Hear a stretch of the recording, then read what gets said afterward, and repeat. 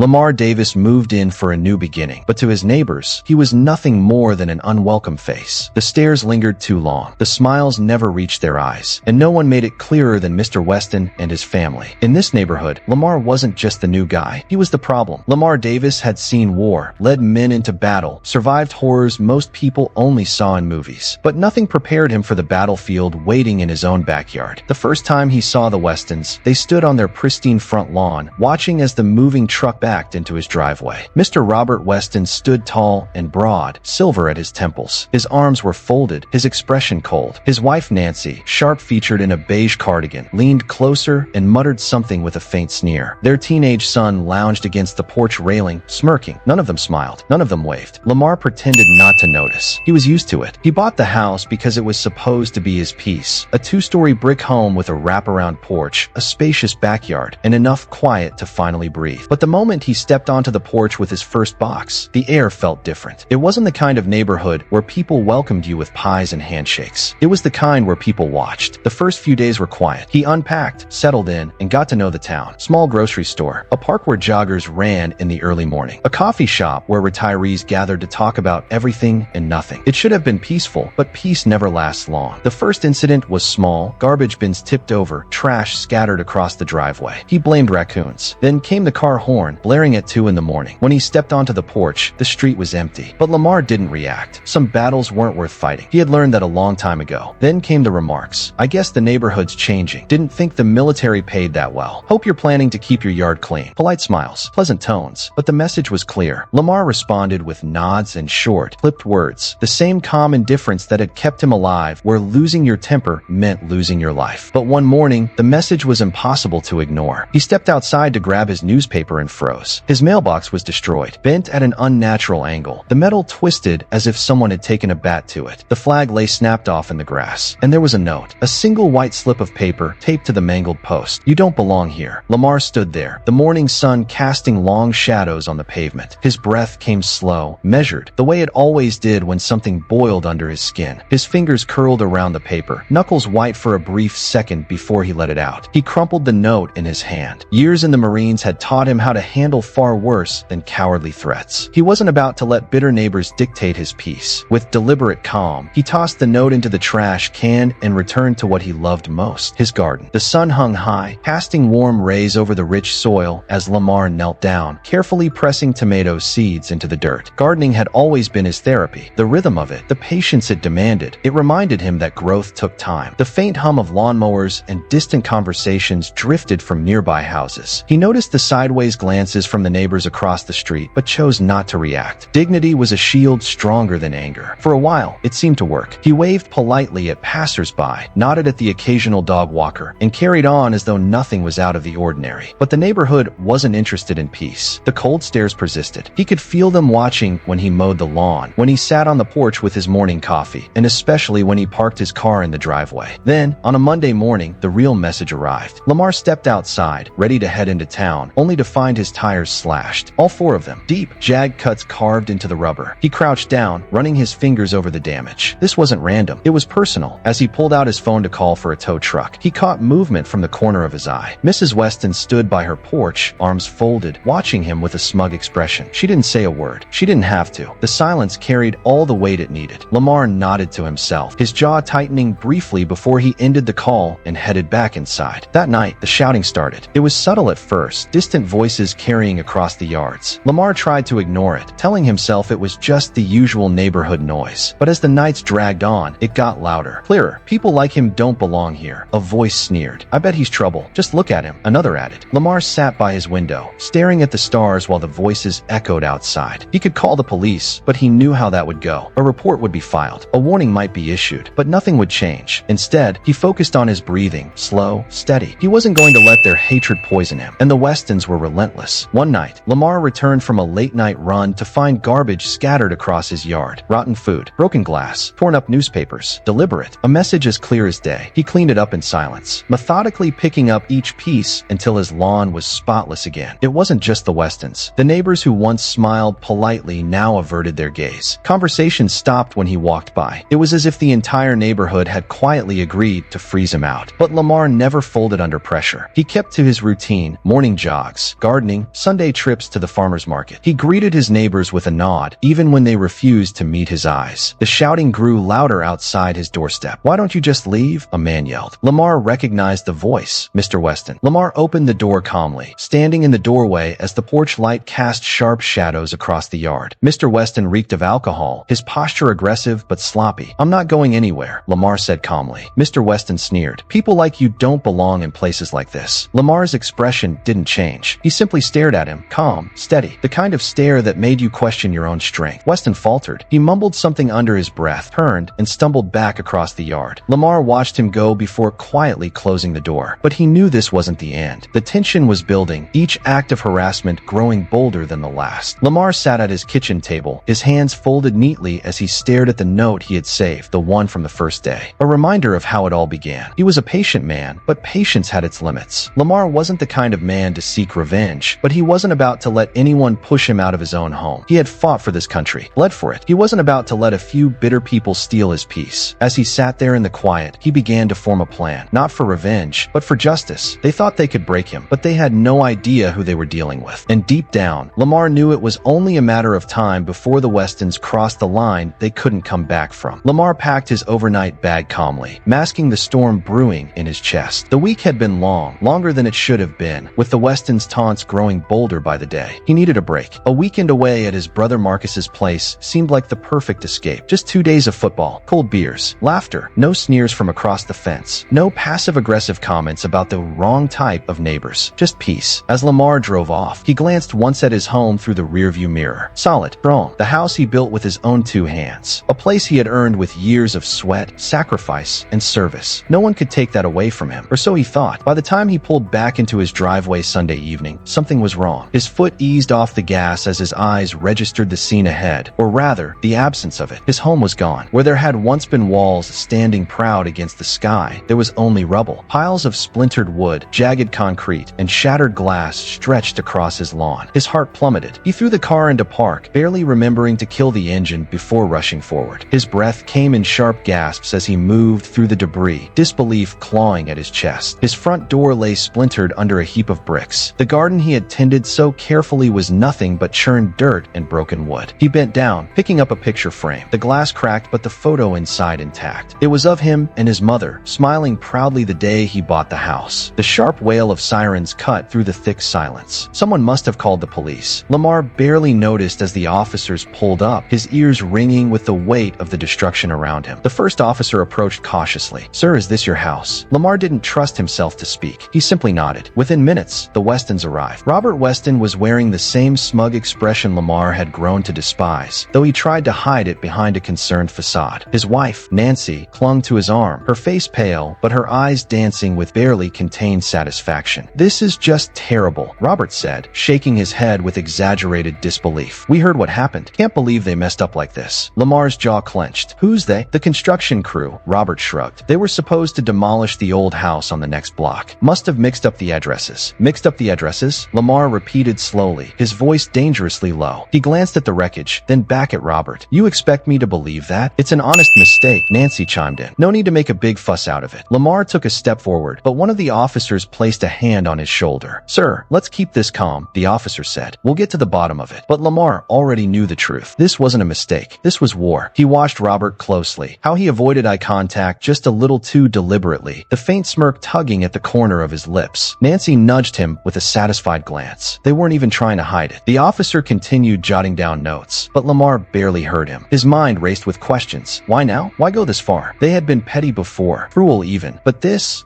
was destruction on a whole new level. His hands shook as he picked up another photo from the debris. It was from his Marine days. His unit standing proudly together, arms slung over each other's shoulders, grinning after a hard-won mission. He had survived worse than this. He would survive this too. By the time the sun dipped low in the sky, the police had finished taking statements, leaving with little more than a promise to investigate further. Lamar stood in the fading light, staring at the ruins of his home. Neighbors gathered at a distance, whispering. Some looked concerned. Most just looked curious. Marcus arrived not long after, breathless and wide-eyed as he took in the scene. "Lamar, what the hell happened?" "Westons," Lamar said flatly. Marcus swore under his breath. "You sure?" "I'm sure." Marcus rubbed a hand over his face. "We need to call a lawyer." "I already did," Lamar said. "But this isn't about lawyers. This is personal." "You thinking thinking revenge? Lamar shook his head. No, I'm thinking justice. As the night closed in around him, Lamar stood in the rubble of what had once been his home. But his resolve burned brighter than ever. They thought they could break him. Instead, they had only made him stronger. Because when you try to tear a man down, you better make sure he doesn't get back up. And Lamar was just getting started. He sat on the edge of the rubble where his home once stood, hands resting calmly on his knees. To anyone watching, it might seem like he was in shock, unable to process the destruction before him. In reality, his mind was racing faster than it ever had in combat. Rage flickered deep inside him, but he refused to let it show. Reacting with anger would be exactly what the Westons wanted, and Lamar Davis never gave his enemies what they wanted. Instead, he pulled out his phone and dialed his lawyer, Michael Grant. A no-nonsense man with a reputation for being ruthless when pushed, Michael had handled Lamar's affairs ever since he left the military. He picked up on the second ring. Lamar, what's going on? Michael's voice was steady. They demolished my house, Lamar said flatly. There was a pause. You're serious? Dead serious. The Westons are claiming it was a mistake. Michael sighed. Of course they are. Listen, don't engage with them. We'll handle this the right way. I'll file a report with the police to keep it on record, but we need evidence. Cameras, witnesses, anything that proves intent. Lamar nodded, even though Michael couldn't see him. I'm already on it. Hanging up, he got to work. The neighborhood had security cameras installed at key intersections, and Lamar knew exactly where they were. He approached his closest neighbor, Mrs. Jenkins, who had always been kind to him despite the tension in the neighborhood. I'm so sorry, Lamar, she said when she saw him. This is awful. I appreciate it, Mrs. Jenkins. I'm trying to gather evidence. Do you still have that security camera facing the street? She nodded. I do. I'll pull up the footage for you. By the time the sun began to set, Lamar had collected footage from 3 different neighbors. The videos showed a construction crew arriving in the middle of the night, not during regular business hours as the Westons had claimed. They worked quickly, tearing down Lamar's home with cold efficiency. Even more damning, a conversation was caught on audio from one of the cameras. We're sure this is the right house, one of the workers asked. A voice, unmistakably Mr. Weston's, answered, yeah, it's the right one. Just get it done before anyone wakes up. Lamar exhaled slowly. There it was, the proof he needed. But this wasn't just about legal action. Lamar understood battles. He knew when to hit hard, but he also knew when to let the enemy believe they'd won. For now, he played the role of the calm, defeated victim. He offered polite smiles to neighbors who gave him pitying looks. He shrugged when people asked how he was holding up. He wanted the Westons to believe he was licking his wounds, not sharpening his weapons. What the Westons didn't know was that Lamar had powerful friends. His years in the military had built more than muscle. They had built relationships, people in law enforcement, government, and media, people who owed him favors or simply respected the man he was. That night, he made another call, this time to an old friend, Captain Ray Matthews. Lamar, Ray answered warmly. It's been too long, brother. I wish I was calling for better reasons, Lamar admitted. Listen, I need a favor. Ray's tone immediately shifted. Name it. Lamar explained the situation, the illegal demolition, the harassment, the evidence he'd gathered. He didn't ask for much, just a push in the right direction. Ray promised to make some calls. By morning, the police investigation that had been dragging its feet suddenly gained momentum. Detectives started asking the right questions. Insurance fraud investigators began sniffing around the Westons' claims. But Lamar didn't stop there. He knew the Westons were arrogant enough to slip up if given the right push. He started frequenting the local cafe where Mr. Weston liked to have his morning coffee. Sitting quietly in the corner, Lamar observed, listening, waiting. Sure enough, Weston couldn't help but brag. One morning, Lamar overheard him telling a friend he thought he could move in here and act like he belonged. Not anymore. Lamar recorded the conversation on his phone, another nail in the coffin. But he wasn't done. Using his contacts, Lamar dug deeper and uncovered something unexpected. The Westons were in financial trouble. They had been taking out loans to maintain their luxurious lifestyle and were behind on payments. Worse, there were whispers of falsified insurance claims, damages that never happened. It was exactly the kind of leverage Lamar needed. He compiled everything, the security footage, the recorded conversation, and the financial records, into a single airtight case. But he wasn't ready to play his hand just yet. The storm was still building, and Lamar wanted it to hit when the Westons least expected it. When he crossed paths with Mr. Weston one afternoon, he offered a calm nod and a polite, "Good afternoon." Weston sneered. "Surprised you're still hanging around. Thought you'd run off by now." Lamar smiled. "Oh, I'm not going anywhere." The Westons had knocked down his house, but they had no idea they were standing on quicksand. Lamar wasn't just rebuilding his home. He was building a case that would bury them. For now, he kept his calm. The storm was coming, and Lamar Davis was more than ready to weather it. Lamar sat at his desk, the blue glow of his computer screen reflecting off his tense expression. The past few weeks had been a whirlwind of destruction and deceit. His home lay in ruins, the work of people who thought they could bully him into submission. But if there was one thing Lamar had learned during his years in the Marines, it was that patience always paid off. He wasn't the type to lash out blindly. He preferred precision, and tonight, he was about to find exactly what he was looking for. After hours of scouring public records, financial statements, and old community board meeting minutes, Lamar's fingers stopped abruptly on the keyboard. His eyes scanned the screen, then widened. A slow, incredulous smile curled at the corner of his lips. The Westons were drowning in debt. They had always presented themselves as the picture of suburban wealth. Mr. Weston, with his neatly pressed shirts and condescending smirk, acted as if he owned the entire neighborhood. His wife, Nancy Weston, paraded around with designer bags and gossiped with the other residents about whose lawn needed trimming. They flaunted their wealth at every opportunity. Expensive cars, luxury vacations, and constant home renovations. But it was all a facade. Lamar leaned closer to the screen. Over the past 3 years, the Westons had taken out multiple predatory loans. Each one was worse than the last. High interest rates, balloon payments, and penalties that practically guaranteed they'd fall behind. It was a house of cards built on desperation. According to the latest filings, they were months behind on their mortgage payments. Foreclosure wasn't just on the horizon. It was knocking on their door. But that wasn't the most shocking part. As Lamar continued digging, he uncovered something even more damning. The Westons had been falsifying insurance claims. Records showed accidental fires in a rental property they owned, repeated water damage incidents in their basement, and a bizarre claim about stolen jewelry that had been pawned weeks before the alleged theft. It was all so blatant, so arrogantly careless that Lamar almost laughed out loud. He sat back in his chair, exhaling slowly. It all made sense now. The hostility, the aggression. It wasn't about him. It was about them. The Westons were desperate. They needed a distraction, someone to blame, someone to bully, to feel powerful while their own lives spiraled out of control. Lamar just happened to be their target of choice. But now he had leverage. Real leverage. He spent the next few hours compiling everything he had found. Screenshots, downloaded files, and financial records. He organized it into folders labeled by date, cross-referenced with local insurance claims, and built a detailed timeline that painted a crystal-clear picture of the Westons' deceit. Lamar wasn't just gathering evidence. He was building a case. By the time the sun began to rise, Lamar was ready. He wasn't a vindictive man, but he believed in justice. The Westons had tried to ruin him, to intimidate him, to make him feel small. But Lamar wasn't small. He never had been. He had faced far worse enemies and walked away stronger. This was no different. Before taking the next step, Lamar made a few calls. The first was to Marcus, an old friend who worked in insurance fraud investigation. Marcus had seen it all: fake accidents, arson for profit, and every trick in the book. When Lamar explained what he had found, Marcus didn't hesitate. "Send it over," he said. "I'll make sure the right people see it." Next, Lamar called his lawyer, Susan. She had been helping him navigate the aftermath of the house demolition. When he told her about the Westons' financial situation and fraudulent claims, she let out a low whistle. "This could ruin them," she said. "Are you sure you want to go this far?" Lamar didn't hesitate. "They went this far," he replied. "I'm just leveling the playing field." With the wheels now in motion, Lamar took a deep breath. This wasn't about revenge. It was about accountability. He didn't need the Westons to suffer. He needed them to understand that actions had consequences. They had spent years acting as if they were untouchable. That was about to change. As the day progressed, Lamar went about his business as usual. He visited the site of his demolished home, speaking calmly with contractors about rebuilding. He greeted his neighbors with a polite nod, ignoring the curious glances and whispered gossip. The Westons, meanwhile, were nowhere to be seen. By evening, Lamar received a call from Marcus. The evidence had been forwarded to the appropriate channels, and an investigation was officially underway. Insurance fraud wasn't taken lightly, especially when it involved repeated claims and large payouts. It was only a matter of time before the Westons were facing more than foreclosure. They could be looking at serious legal trouble. As Lamar hung up the phone, a calm sense of resolve settled over him. He wasn't celebrating. This wasn't a victory lap. It was simply the right thing to do. The Westons had built their entire existence on lies, and now those lies were coming back to haunt them. Later that night, sitting on the steps of his temporary apartment, Lamar gazed at the stars overhead. Memories of his time in the Marines flooded his mind. The battles he had fought, the sacrifices he had made. This wasn't a battlefield. He organized it into folders labeled by date, cross-referenced with local insurance claims, and built a detailed timeline that painted a crystal-clear picture of the Westons' deceit. Lamar wasn't just gathering evidence. He was building a case. By the time the sun began to rise, Lamar was ready. He wasn't a vindictive man, but he believed in justice. The Westons had tried to ruin him, to intimidate him, to make him feel small. But Lamar wasn't small. He never had been. He had faced far worse enemies and walked away stronger. This was no different. Before taking the next step, Lamar made a few calls. The first was to Marcus, an old friend who worked in insurance fraud investigation. Marcus had seen it all: fake accidents, arson for profit, and every trick in the book. When Lamar explained what he had found, Marcus didn't hesitate. "Send it over," he said. "I'll make sure the right people see it." Next, Lamar called his lawyer, Susan. She had been helping him navigate the aftermath of the house demolition. When he told her about the Westons' financial situation and fraudulent claims, she let out a low whistle. "This could ruin them," she said. "Are you sure you want to go this far?" Lamar didn't hesitate. "They went this far," he replied. "I'm just leveling the playing field." With the wheels now in motion, Lamar took a deep breath. This wasn't about revenge. It was about accountability. He didn't need the Westons to suffer. He needed them to understand that actions had consequences. They had spent years acting as if they were untouchable. That was about to change. As the day progressed, Lamar went about his business as usual. He visited the site of his demolished home, speaking calmly with contractors about rebuilding. He greeted his neighbors with a polite nod, ignoring the curious glances and whispered gossip. The Westons, meanwhile, were nowhere to be seen. By evening, Lamar received a call from Marcus. The evidence had been forwarded to the appropriate channels, and an investigation was officially underway. Insurance fraud wasn't taken lightly, especially when it involved repeated claims and large payouts. It was only a matter of time before the Westons were facing more than foreclosure. They could be looking at serious legal trouble. As Lamar hung up the phone, a calm sense of resolve settled over him. He wasn't celebrating. This wasn't a victory lap. It was simply the right thing to do. The Westons had built their entire existence on lies, and now those lies were coming back to haunt them. Later that night, sitting on the steps of his temporary apartment, Lamar gazed at the stars overhead. Memories of his time in the Marines flooded his mind. The battles he had fought, the sacrifices he had made. This wasn't a battlefield, but the principles were the same. Strength, resilience, justice. For the first time in weeks, Lamar smiled. This was far from over. But now it was the Westons who should be looking over their shoulders. In his dimly lit study, the glow of his computer screen reflected off his calm but determined face. On the desk lay a meticulously organized collection of files, financial records, insurance claims, and, most damning of all, documents proving the Westons had been falsifying damage reports to collect fraudulent payouts. He exhaled slowly, fingers drumming lightly on the mahogany desk. This wasn't about rage. It was about justice. The Westons had demolished his home, convinced they could get away with it. They saw Lamar as an easy target, someone who would fold under pressure. They were wrong. Years of military service had taught Lamar the value of patience and strategy. He wasn't the kind of man to fight with fists when paperwork could cut deeper. He had powerful friends, old comrades who had moved on to positions of influence. A few well-placed calls later, he had the ear of someone in insurance fraud investigation. "You're saying they've done this before?" the voice on the other end asked. "I'm saying I have the proof," Lamar replied calmly, "and I'm happy to share it." By the time he hung up, the wheels were already in motion. The insurance company launched an immediate investigation. Lamar had sent them years' worth of suspicious claims filed by the Westons. Broken windows that mysteriously repaired themselves before inspectors could arrive. Water damage that conveniently lined up with vacations. It wasn't just one or two incidents. It was a pattern. But Lamar wasn't finished. His next call was to a friend at the bank where the Westons held their mortgage. A few discreet inquiries revealed they were several months behind on payments. With mounting debts and an obsessive need to maintain flashy appearances, it was only a matter of time before they defaulted. Lamar provided a few extra details, the kind of information that made the bank reconsider its leniency. Foreclosure proceedings began the following week. Lamar watched from his porch as the first notice was taped to the Westons' door. From a distance, he saw Mr. Weston rip the paper down and hurl it to the ground in anger. Mrs. Weston clutched her arms tightly, glancing up and down the street as though embarrassed that anyone might see. Lamar simply sipped his coffee, calm as ever. The fallout came faster than he expected. Within days, investigators knocked on the Westons' door. Insurance agents with clipboards and stern expressions combed through the property, asking questions the Westons didn't want to answer. Meanwhile, the bank sent another letter, this time a warning that their home was at serious risk. Lamar watched from afar, his expression neutral. He wasn't gloating. This wasn't about pettiness. It was about consequences. The neighborhood began to notice. Word spread quickly that the Westons were under investigation. Neighbors who once laughed at Lamar now whispered about the Westons. Lamar didn't care about their hypocrisy. He cared about results. Eventually, the insurance company released its findings. The Westons had indeed committed fraud on multiple occasions. Their policy was canceled. They were required to repay the money they had stolen. It was a crushing financial blow, one they couldn't afford. Lamar heard about it through the grapevine, but he didn't celebrate. Revenge wasn't about watching them suffer. It was about making sure they never did this to anyone else. One evening, as Lamar sat on his porch, Mr. Weston approached, shoulders slumped, face hollowed with stress. He hesitated before speaking. "I know you're behind this," he said quietly. Lamar looked up, expression calm. "I didn't make you lie to your insurance company," he said evenly. "I didn't make you fall behind on your payments. I just made sure the right people saw the truth." Mr. Weston opened his mouth to speak, but said nothing. He turned and walked away. As Lamar watched him leave, he felt no triumph, only peace. Justice wasn't about bringing people down. It was about standing firm when others tried to to push you down. For the first time in a long while, Lamar felt like he had truly stood his ground. The night air hung heavy with tension. Crickets chirped in the distance, the only sound cutting through the thick silence surrounding Lamar's front porch. He sat calmly in his rocking chair, hands resting on his lap, eyes half closed as if lost in thought. The gentle creak of the chair echoed softly, a rhythm as steady as his breathing. The calm didn't last. Footsteps stormed across the lawn, loud, frantic, angry. Lamar opened his eyes just in time to see Mr. Weston barreling toward him, fists clenched, face flushed with rage. His wife trailed a few steps behind, her expression twisted with panic and disbelief. "You ruined us," Mr. Weston shouted, his voice trembling with fury. He jabbed a finger at Lamar, breath ragged and uneven. "You destroyed my life, my home, everything. Is that what you wanted?" Lamar didn't move. He barely blinked. He let the words hang in the air for a beat before replying. "No," he said calmly. "You did that to yourselves. I just made sure everyone saw it." The words landed like a hammer. Mr. Weston's expression cracked, not just with anger, but with something closer to fear. His chest heaved as he struggled to respond, but nothing came. Mrs. Weston clutched his arm, trying to hold him back, but he shook her off. "This was our home," he spat. "You had no right, no damn right, to meddle in our business." Lamar sighed softly and stood, calm authority radiating from every movement. He was taller than Mr. Weston by a few inches, his broad shoulders cutting an imposing figure in the dim porch light. "And you had no right to demolish mine," Lamar said. "But you didn't think about that, did you?" For a moment, Mr. Weston faltered. He glanced away, as if the answer were written somewhere in the dark, but there was nothing there to save him. His voice dropped slightly. "It was a mistake. We didn't know they'd take it that far." Lamar raised an eyebrow. "A mistake," he repeated. "Is that what you call smashing my mailbox? Slashing my tires? Leaving me threatening notes?" He stepped forward slowly, closing the space between them. "Or was that just another mix-up?" Mrs. Weston's face flushed. We didn't mean for it to go this far," she said quickly. "We were just scared. We thought you were." "Thought I was what?" Lamar cut her off. His voice didn't rise. It didn't need to. The weight of his words hit harder than any shout could. "Thought I didn't belong here. Thought you could push me out before anyone noticed." Neither of them answered. Mr. Weston's anger deflated by the second, replaced with something far more pathetic, desperation. "We were just trying to protect our neighborhood," he mumbled. Lamar shook his head slowly. "No," he said. "You were trying to protect your pride, and you let it cost you everything." The Westons stared at him, and for the first time, the weight of their actions seemed to settle on their shoulders. Lamar could see it in their faces, the realization that this wasn't some misunderstanding. They had crossed a line they couldn't come back from. Mr. Weston's voice cracked when he spoke again. "Please, we have nowhere to go," he said. "The bank is taking the house. Our savings are gone. Isn't that enough?" Lamar's expression softened slightly, not with pity, with understanding. He knew what it was like to lose everything. He'd been there before, standing in the ruins of his home with nothing but the clothes on his back. The difference was, he hadn't done it to himself. "I didn't do this to you," he said quietly. "I gave you a chance to stop. I let you push me and push me, hoping you'd realize it wasn't worth it. But you didn't stop. You thought you were untouchable." Mrs. Weston wiped her eyes. We're sorry," she whispered. Lamar exhaled slowly. "I believe you," he said, "but sorry doesn't fix this." Mr. Weston's face twisted with frustration. "So what do you want?" he demanded. "You want us to beg? Is that it? You want us to get down on our knees and—" "No," Lamar interrupted. "I want you to learn." Silence stretched between them. Even the crickets had gone quiet. "I bought your house," Lamar said. "You have 30 days to leave." Mrs. Weston gasped. Mr. Weston staggered back as if he'd been punched. You bought it?" he choked. "That's right," Lamar said calmly. "And I'm not doing this to hurt you. I'm doing this because actions have consequences. You tried to destroy my life. Now you're learning what it feels like to lose something you love." Mr. Weston shook his head, tears welling in his eyes. We didn't mean for it to go this far," he repeated weakly. "But it did," Lamar said, "and now you have to face it." For a moment, neither of them spoke. Then Mrs. Weston nodded slowly, tears streaming down her cheeks. "We'll go," she whispered. "We'll go." Lamar watched them turn and walk back across the lawn, shoulders slumped, broken in a way that no amount of money could fix. He didn't feel joy. He didn't feel anger. He felt closure, because sometimes justice wasn't about revenge. It was about making sure the world saw the truth. And tonight, the Westons had seen it too. Lamar sat calmly on his porch, sipping a glass of iced tea as the sun dipped low on the horizon, painting the sky in shades of deep orange and crimson. It was a picture-perfect evening, the kind you'd see on postcards. But there was nothing serene about the scene unfolding next door. The Westons were in chaos. He could hear the faint sound of shouting through the open windows of their home. Mr. Weston's angry voice echoed into the evening air, blending with the frantic pacing of his wife's footsteps. Papers were scattered across their front lawn, foreclosure notices, bank statements, and legal documents they could no longer ignore. It was over. The lavish life they had worked so hard to maintain, the power they once wielded over the neighborhood, was crumbling. Lamar set his glass down on the table beside him and stood. He had been patient. He had been calm. He had taken blow after blow with with the restraint of a man who knew how to wait for the perfect moment. And that moment had arrived. He walked across the yard with measured steps, hands tucked into the pockets of his jeans. He didn't need to knock. Mr. Weston threw the front door open before he reached the porch, his face flushed with rage. "You smug son of a..." "Easy now," Lamar interrupted, his voice steady. "I'm just here to talk." "Talk?" Mr. Weston spat the word like it burned his tongue. "You've ruined us. You think this is funny? You think this is justice?" Lamar raised an eyebrow. "Justice? No. Justice would have been letting the law handle you. But I'm not much for leaving things half-finished." Mrs. Weston appeared in the doorway behind her husband, clutching a stack of papers to her chest. Her face was pale, her eyes red from crying. You set us up," she whispered. "This was your plan all along." "No," Lamar said calmly. "My plan was to live my life in peace. You made that impossible." Mr. Weston let out a bitter laugh. "Peace? You call this peace? You bought out our mortgage. You bought our land." Lamar nodded slowly, letting the words hang in the air. "I did, and now I own it. As of this morning, I'm your landlord." The color drained from Mr. Weston's face. For a moment, it seemed as if the weight of Lamar's words hadn't fully registered. Then, realization hit him like a freight train. "You've got to be kidding me," he whispered. "No joke," Lamar said. He pulled a folded piece of paper from his pocket and handed it over. "It's all legal. You have 30 days to vacate." Mrs. Weston gasped softly, covering her mouth with trembling hands. Mr. Weston stared at the paper, his hands shaking as he read it. His face twisted with fury. This